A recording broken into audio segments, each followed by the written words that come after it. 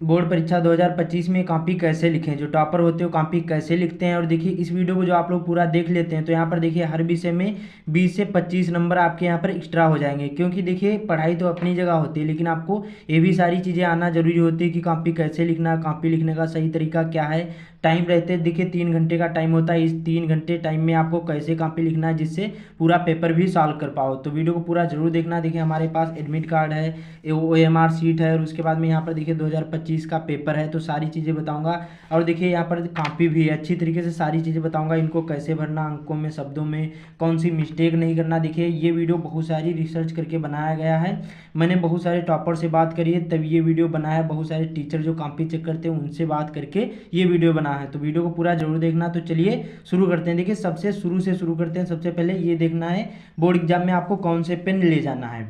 देखिए जब भी बोर्ड एग्जाम में जाओगे तो आपको नीले और काले ही पेन ले जाना है, एक स्केल होनी चाहिए। और स्केल देखिए यहाँ पर दो ले लेना, एक यहाँ पर देखिए जो 12 सेंटीमीटर की होती है, 12 यहाँ पर देखिए जो सेंटीमीटर की होती है वो एक पटरी ले जाना, स्केल ले जाना जो 15 सेंटीमीटर की होती है। और एक यहाँ पर देखिए 30 सेंटीमीटर वाली ले जाना है, दो ले जाना है स्केल। उसके बाद में यहाँ पर नीले काले पेन कम से कम 3 यहाँ पर नीले और काले पेन होने चाहिए। और पेन आपको देखिए जेल वाले पेन नहीं ले जाना है, डॉट वाले पेन होने चाहिए। भले देखिए डॉट वाले 3 रुपये वाले पेन हो, ठीक है। आपको जेल वाले पेन नहीं यूज़ करना है बोर्ड एग्जाम में, ना ही आपको देखिए ये मार्कर ले जाना है। हो सके तो यहाँ पर डार्क ब्लैक पेन ले जा सकते हैं। तो ये सारी चीज़ें आपको ध्यान रखना बहुत ज़्यादा इंपॉर्टेंट है। अब चलते हैं यहाँ पर आपको कॉपी जो यहाँ पर OMR शीट होगी उसमें बताऊंगा आपको ये सारी चीज़ें कैसे भरना है। उसके बाद में मैं आप लोगों को बताऊंगा कॉपी में कैसे लिखना है। तो वीडियो को पूरा जरूर देखना। देखिए हमारे पास एडमिट कार्ड भी है, सारी चीज़ें बताऊंगा, केवल वीडियो को पूरा देखना तभी समझ में आएगा। तो यहाँ पर सबसे पहले इसमें बात करते हैं। देखिए जब बोर्ड एग्जाम में जाओगे तो यहाँ पर ये सारी चीज़ें पहले से भरी हो तो कोई बात नहीं, ना भरी हो तब भी मैं आप लोगों को अच्छी तरीके से सारी चीज़ें बताता चलूँगा। देखिए हमारा पहला है, और वीडियो की क्वालिटी अच्छी नहीं दिख रही हो तो 360 लगा लेना, ठीक है। क्या है पहला हमारा जिला का कोड और नाम। ये देखिए जो आपका एडमिट कार्ड होगा इसी में यहाँ पर जिला का कोड और नाम पड़ा होगा। देखिए जो एडमिट कार्ड होगा इसी के ऊपर यहाँ पर लिखा होगा जनपद 33 हरदोई, जैसे जो भी जिस जिले में हो यहाँ पर आपको लिखना है। और देखिए जो न्यू पेन ले जाओगे एकदम न्यू पेन नहीं ले जाना, थोड़े से पुराने होने चाहिए, ऐसे पेन आपको ले जाना है। तो यहाँ पर क्या करना है 33 डालना है और देन यहाँ पर हरदोई कर देना है। वीडियो को पूरा देखना, बहुत ज़्यादा ही इंपॉर्टेंट है। ऐसा वीडियो कोई नहीं बनाया है, इसलिए मैंने आप लोगों को सारी चीज़ें बहुत सारी रिसर्च करके ये वीडियो बनाया। अगला है केंद्र कोड। अब देखिए केंद्र कोड कौन सा होता है, यहाँ पर देखिए खुद लिखा होगा, आपका एडमिट कार्ड होगा इसमें खुद लिखा होगा परीक्षा केंद्र का नाम, उसी के यहाँ पर देखिए पास में ही सबसे शुरू में लिखा होगा ये 4 या 5 अंकों का जो यहाँ पर लिखे होते हैं, इसी को कोड बोलते हैं। क्या बोलते हैं, इसको कोड बोलते हैं। तो ये यहाँ पर आपको फिल कर देना है, जैसे पहले से फिल हो तो कोई बात नहीं, नहीं हो तो इसी प्रकार से आपको फिल कर लेना है। क्या लिखा है यहाँ पर 15 और यहाँ पर 40। केंद्र कोड डालना, अपने स्कूल का कोड नहीं डालना, जहाँ पेपर देने गए हैं वहाँ का कोड डालना। उसके बाद में अनुक्रमांक। अब अनुक्रमांक जिसको रोल नंबर बोलते हैं, ये देखिए रोल नंबर आपका यहाँ पर फिल होगा, ये जो रोल नंबर होगा ये यहाँ पर आपको फिल कर लेना है। जो भी हो जितना भी हो, जैसे यहाँ पर देखिए सपोज करिए कितना है यहाँ पर 1, उसके बाद में 2 4 और यहाँ पर देखिए फिर यहाँ पर कितना लिखा है 1, यहाँ पर 00, फिर यहाँ पर 4 1 और हमारा कितना है 0 और 1। इस प्रकार से जितना भी वैसे डाल देना है। फिर आता है विषय का कोड और नाम। अब देखिए विषय का कोड और नाम कहाँ मिलेगा, देखिए ये कोड होता है, क्या होता है ये कोड होगा, इधर ये संकेतांक कहा जाता है, इसको कोड बोलते हैं। तो कितना है 901 हमारा कोड है। और जितना भी हो इधर दाईं ओर वही देखिए समय जो लिखा होगा इसी के ऊपर होगा, उसी को कोड बोलते हैं। तो यहाँ पर हमारा विषय कौन, हिंदी इंग्लिश जो भी हो यहाँ पर ऐसे डाल देना है, जैसे हिंदी का है हिंदी। अब प्रश्न पत्र संख्या ये जो लिखा 801 और यहाँ पर HG, ये यहाँ पर आपको फिल कर देना है। क्या लिखोगे यहाँ पर 801 और यहाँ पर HG, ब्रैकेट में H और यहाँ पर G, ऐसे कर देना। फिर आता है प्रश्न पत्र मार्का सीरीज। जो यहाँ पर पहला अक्षर दूसरा अक्षर लिखा है ये HG, H इसमें बनाना है और G इसमें बनाना है, ये आपको ध्यान रखना है। तो H हमारा कौन है, H को हम एक ही करना है, डबल करोगे नंबर कट जाएंगे, तो इसको एक को ही आपको करना है। देखिए इसमें नीला या काला पेन यूज़ कर सकते हैं लेकिन डॉट वाला होना चाहिए, जेल वाला पेन नहीं होना चाहिए, ये ध्यान रखना। तो H, अब G इसमें आपको G को पूर्ण रूप से काला करना है, ठीक है। अच्छे से देखकर तभी आपको भरना। ये OMR शीट होगी, ये बार बार नहीं मिलती, एक बार ही मिलती है। तो सारी चीज़ें ध्यान में रखकर आपको अच्छी तरीके से भरना है। फिर आता है यहाँ पर विकल्प, इनको कैसे भरना, देखिए ये भी बहुत ज़्यादा इंपॉर्टेंट होता है। इसमें देखिए 4 विकल्प होंगे, इनमें से एक ही करना है। देखिए जो अब देखिए सही तरीका इस प्रकार से होता है भरने में, एक में एक ही गोला करना है, डबल करोगे नंबर कट जाएंगे। थोड़ा से भी इतना जो हो गया समझ लो नंबर कट गए, उसमें यहाँ पर नंबर नहीं मिलेंगे। तो सही तरीका एक में एक ही करना, ना ही आपको गुणा के निशान लगाना, ना ही सही, ना ही आपको आधा भरना, ना ही आधा अधूरा करना है। सही तरीका क्या होता है, जैसे यहाँ पर हमारा एक क्वेश्चन पूछा गया है कि निम्नलिखित में से कोई कथन सही उसे पहचान कर लिखे। मित्रता आचार्य रामचंद्र शुक्ल का प्रसिद्ध नाटक गलत, दीपदान एकांकी राम कुमार वर्मा का महाकाव्य नहीं एकांकी, यहाँ पर दीपदान एकांकी है, ठीक है। रंगभूमि मुंशी प्रेमचंद का उपन्यास है, तो राइट आंसर हमारा सी वाला हो जाएगा। तो क्या करना, पहले का यहाँ पर सी वाला भरना है। क्या करोगे, सी वाला पहले बाहर ऐसे भरोगे और एक में एक ही रहना चाहिए, डबल नहीं होना चाहिए, ये आपको ध्यान रखना है। उसी प्रकार से यहाँ पर देखिए अगला क्वेश्चन है, यहाँ पर क्या करुणालय के रचनाकार हैं, तो जयशंकर प्रसाद हैं, डी वाला राइट आंसर है। तो क्या करना है, पहले का यहाँ पर, दूसरे का सॉरी यहाँ पर डी वाला ऐसे कर देना है, ठीक है। इसी प्रकार से आपको 20 क्वेश्चन हल कर लेना है एमसीक्यू वाले। उसके बाद में इसी प्रकार से मैं आप लोगों को बताऊंगा तो बहुत ज़्यादा टाइम लगेगा। जैसे यामा किसकी रचना है, महादेवी वर्मा। फिर उसके बाद में निम्नलिखित में से कौन सा प्रसिद्ध यात्रा साहित्यकार है, तो यहाँ पर राहुल सांकृत्यायन जी। विचार भी थी, निबंध है रसिक प्रिया केशवदास की। तो ऐसे ही आपको 20 क्वेश्चन कर लेना है, ठीक है। फिर आता है यहाँ पर देखिए परीक्षार्थी की सिग्नेचर। अब देखिए जब आपका रजिस्ट्रेशन हुआ होगा, जैसे हिंदी में किया हो तो हिंदी में करना है, इंग्लिश में किया हो तो इंग्लिश में करना है यहाँ पर सिग्नेचर। तो इस प्रकार से सिग्नेचर कर लेना, बाकी आपको कुछ नहीं करना है। यहाँ पर कच्छ निरीक्षक हस्ताक्षर होते हैं, ये आपको उनसे करवा लेना है टीचर से, जब आप यहाँ पर पेपर देने जाओगे। तो ऐसे ही आपको इसको भरना है। अब चलते हैं यहाँ पर जो कॉपी होती है इसमें कैसे सारी चीज़ें भरना है। इसमें देखिए फर्स्ट पेज होगा कुछ ऐसा ही आपके, चाहे क्लास 10th में हो या 12th में, सेम यही फर्स्ट पेज होगा। इसमें आपको यहाँ से भरना है, बाकी आपको कुछ नहीं लेना देना, कुछ भी नहीं करना। क्या लिखा, परीक्षार्थी सभी प्रश्नियाँ शुद्ध एवं स्पष्ट रूप से स्वयं करें। पहला होगा परीक्षार्थी का अनुक्रमांक अंकों में, तो ऐसे आपको अंकों में ये अनुक्रमांक डाल लेना है, जिसको रोल नंबर बोला जाता है, ठीक है, अंकों में। अब शब्दों में क्या होता है, परीक्षार्थी का अनुक्रमांक शब्दों में। अब क्या करना है, देखिए इकाई दहाई में लिखोगे तो बहुत बड़ा हो जाएगा, इसलिए आपको क्या करना, एक एक करके लिखना है। एक लिखा था तो 1 2 3 4 जैसे जो भी यहाँ पर हो ऐसे आपको लिखना है। जैसे 0 को शून्य लिखा जाता है हिंदी में, तो शून्य लिखना, 4 ऐसे 1, फिर यहाँ पर 0 1, इसी प्रकार से लिखना। फिर विषय, हिंदी का पहला पेपर है तो हिंदी ऐसे डालना, जो भी जहाँ पर भी हो ऐसे आपको फिल कर देना है, ठीक है। उसके बाद में आएगा प्रश्न पत्र, तो केवल प्रश्न पत्र होता है। उसके बाद में आता है प्रश्न पत्र पर अंकित संकेतांक, जो यहाँ पर 801 लिखा था या फिर 830 लिखा था, जितना भी हो यहाँ पर जो आपका ये लिखा था, ये 800 यहाँ पर 30 EHG या फिर 801 जितना भी हो, यहाँ पर आपको ऐसे 830 EHG फिल कर लेना है। इसको संकेतांक बोलते हैं, इस बॉक्स में लिखना है। फिर परीक्षा का दिन, जैसे पहला पेपर सोमवार को है। फिर यहाँ पर देखिए आपके जो पेपर होंगे, परीक्षा तिथि एवं पाली 24 फरवरी से हैं, तो यहाँ पर आपको 24 फरवरी डाल देना है, ठीक है। पहली यहाँ पर आपका पहला पेपर है 24 फरवरी से 24/2/2025। क्लास 10th में होंगे तो प्रथम पाली डालना है, और 12th में होंगे तो द्वितीय पाली डालना, बाकी सेम रहता है, कुछ नहीं आपको बदलना है। फिर केंद्र का नाम, अब देखिए जहाँ पेपर देने गए होंगे वहाँ का नाम डालना है, अपने स्कूल या कॉलेज का नाम नहीं डालना है। तो ये कहाँ मिलेगा, ये भी यहाँ पर देखिए, जैसे आपको नहीं याद है तो इसमें खुद लिखा होगा परीक्षा केंद्र का नाम, ये देखिए आपका लिखा होगा इंग्लिश में लिखा होगा, कोई भी हो सकता है, ऊपर ही मिलेगा केंद्र का नाम, यही आपको डालना है। जैसे CBG ICF science Beniganj Hardoi, ये आपको यहाँ पर CBG inter college Beniganj Hardoi ऐसे आपको डाल देना है, ठीक है। बस सिंपल सा मैंने एग्जाम्पल के लिए बताया, ऐसे ही आपको 6 प्रविष्टियाँ भरना, 1 2 3 4 5 6, ठीक है। बाकी आपको कुछ नहीं करना है, ना ही आपको कहीं पर भी अपना नाम डालना है, कुछ भी नहीं करना। अब यहाँ पर देखिए पेज खोलोगे कुछ ऐसा आएगा, यहाँ पर सादा पेज होगा, बस आपको क्या करना है, पटरी से लाइन खींच लेना है पहले से ही सारी चीज़ें। अब यहाँ पर से ध्यान से वीडियो को देखना, एक एक क्वेश्चन करवाते चलूँगा, इससे आपको गद्यांश पद्यांश जीवन परिचय सारी चीज़ें बताऊँगा अच्छी तरीके से कैसे भरना है। अब देखिए हमारा जो इस प्रकार से लिखा होगा वर्णनात्मक प्रश्न, खंड बा होगा, 21वां क्वेश्चन होगा, कई बार एक पूछा जाता है क्वेश्चन, तो आप लोग कंफ्यूज ना होना। अब देखिए 2 पूछे जाएंगे, इसमें पैराग्राफ क्या लिखा है, गद्यांश का यहाँ पर आधारित 3 प्रश्नों के उत्तर दीजिए, 6 नंबर का है।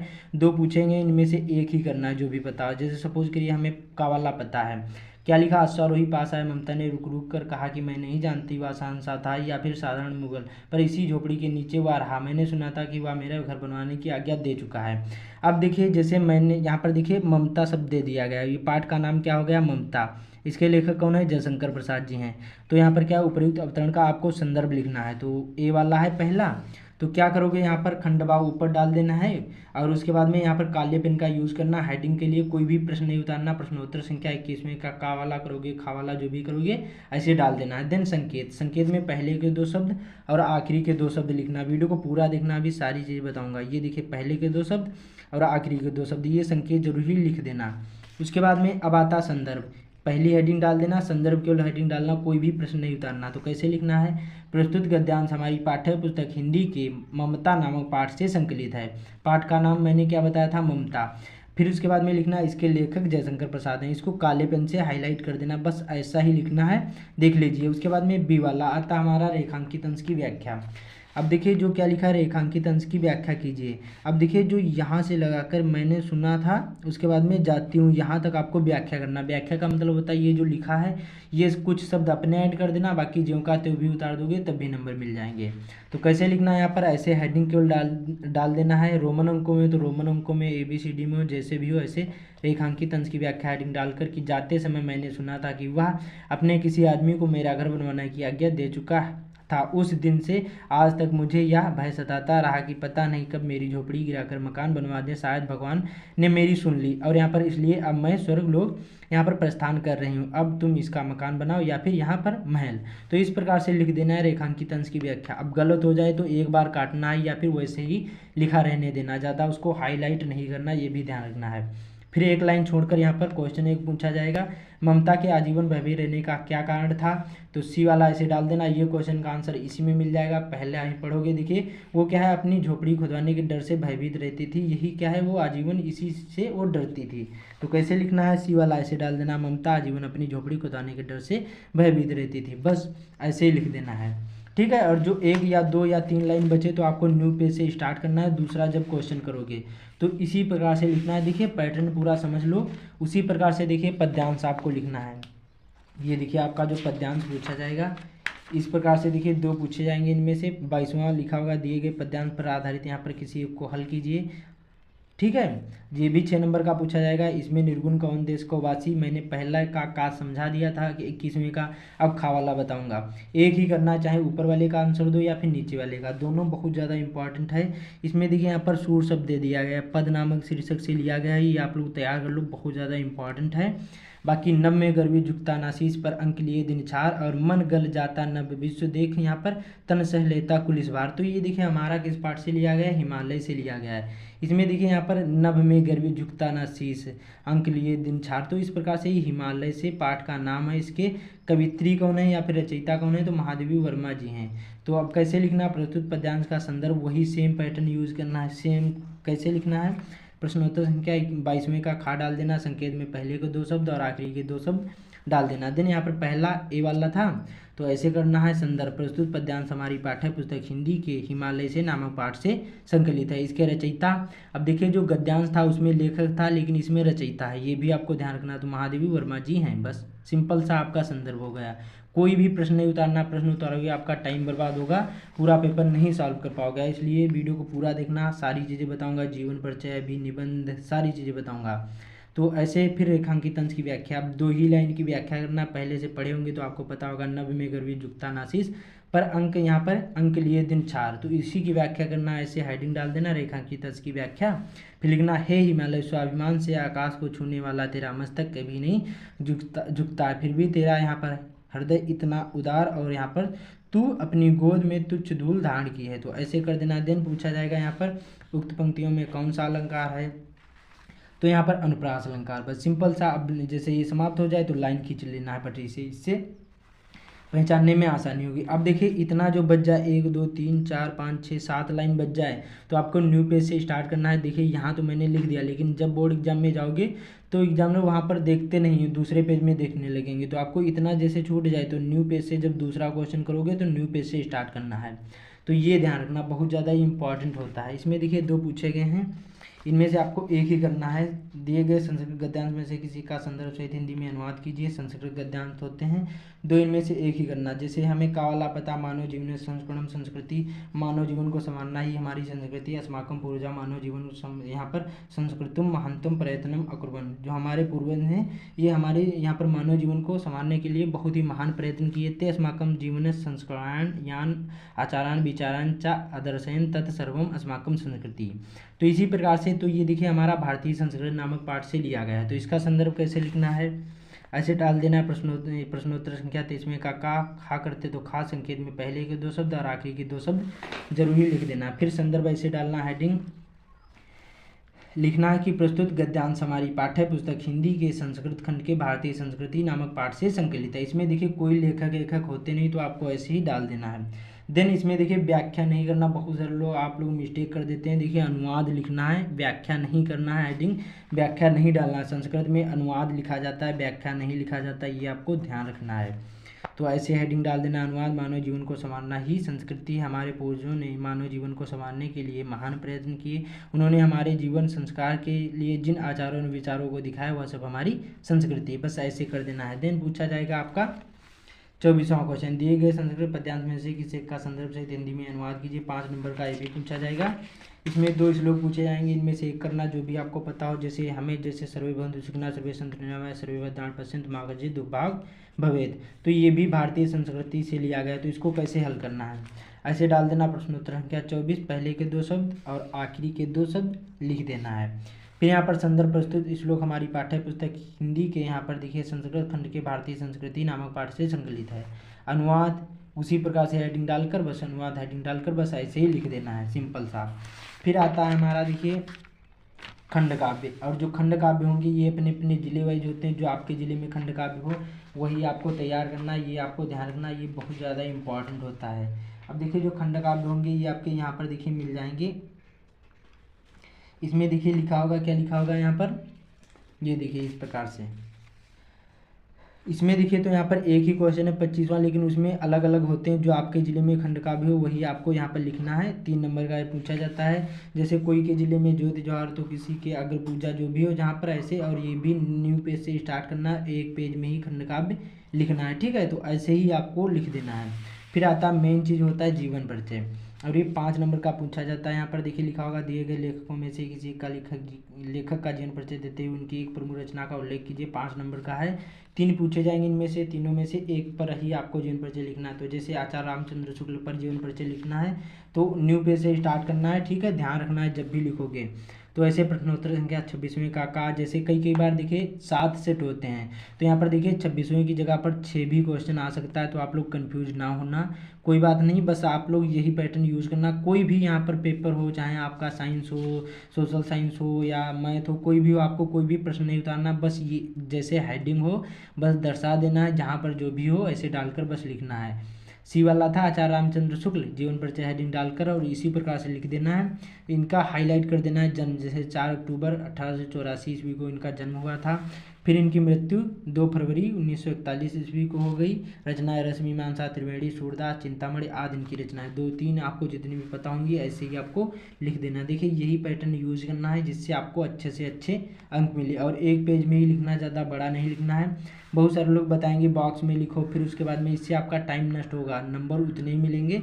तो यही सही तरीका होता है लिखने का, आपको ऐसे ही लिखना है। उसी प्रकार से देखिए कविता भी जीवन परिचय पूछा जाता है। 3 पूछे जाएंगे, इनमें तीनों में से एक ही करना जो भी आपको पता हो। तो देखिए इसी प्रकार से सूरदास का जीवन परिचय लिखना है, ये भी न्यू पेज से स्टार्ट करना है, ठीक है।